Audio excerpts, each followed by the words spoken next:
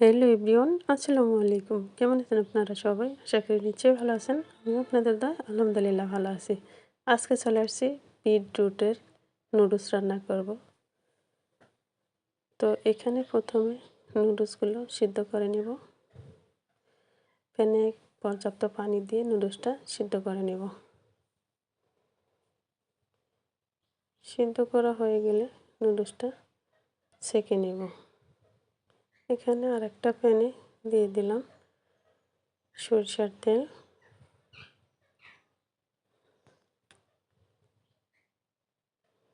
চুলা অন করে দিলাম। তারপরে দিব পেঁয়াজ কুচি।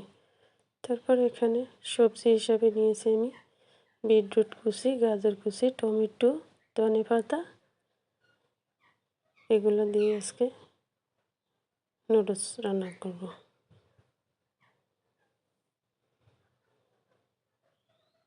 একটা ডিম ভেঙে দিয়েছি। পেঁয়াজটা যখন লাল লাল করে ভাজা হয়েছে তখন এখন ডিমটা একটু বয়েল করে নিব।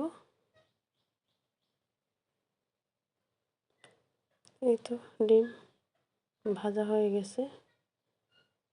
এই পর্যায়ে দিয়ে দিব সবজিগুলো।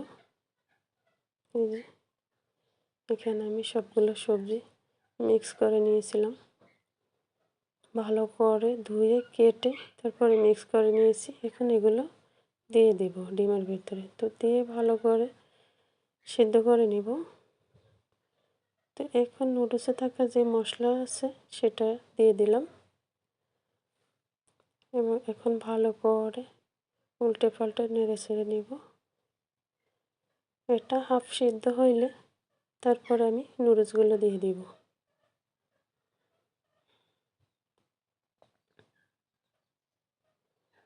এখন নুডলসগুলো ঢেলে দিয়ে দেব।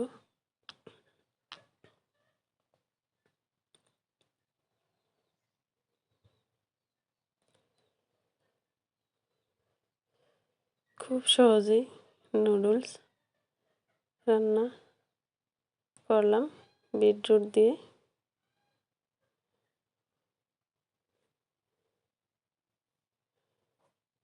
আমি ধনেপাতাটা সবজির সাথেই দিয়ে দিছি।